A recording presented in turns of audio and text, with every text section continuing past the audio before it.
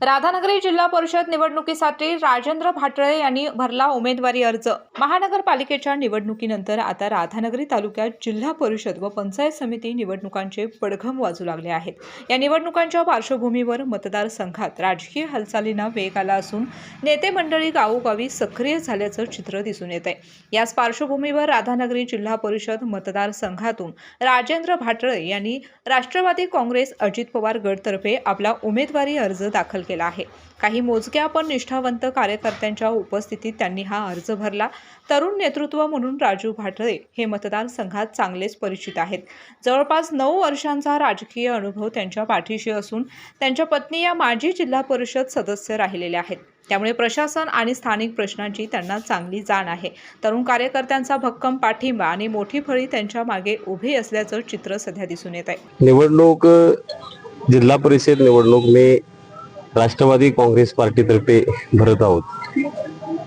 अजून युती आघाड्या काय झालेल्या नाहीत, त्यामुळं मोजक्याच कार्यकर्त्यासह आम्ही फॉर्म भरत आहोत। गेल्या 4 महिन्यापासून तुम्ही मतदारसंघामध्ये पायाला भिंगरी बांधून फिरताय, कसा तुम्हाला प्रतिसाद मिळते या मतदारसंघात? असं काय नाही, माझा मतदारसंघात गेले 9 वर्षे फार मोठा जनसंपर्क आहे, त्यामुळे 4 महिने असं काय नाही, मी गेले 9 वर्षे मतदारसंघात काम करतोय।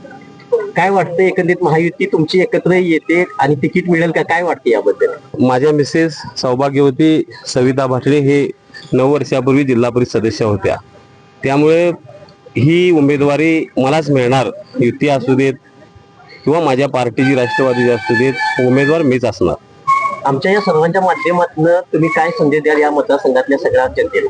मी 9 वर्षे फार मोठा जनसंपर्क, मी माझ्या मिसेस आणि मी माझे सर्व कार्यकर्त्यांनी माझा 9 वर्षे कामाच्या रूपानं फार मोठा जनसंपर्क माझ्या मतदारसंघाशी आहे। मी मतदारसंघाशी माझं नातं आहे, त्यामुळं मला प्रचंड मताने माझ्या मतदार बंधू भगिनी, माझ्या नेते मंडळींनी मला निवडून द्यावं ही मी विनंती करतो। एका बाजूला तुमची महायुती आहेच आता, परंतु महायुतीत सुद्धा रस्सीखेच चालू आहे। असं काय नाही, महायुती वगैरे काय नाही, महायुती असेल तरी मी चालतोय, उमेदवारी मलाच मिळणार।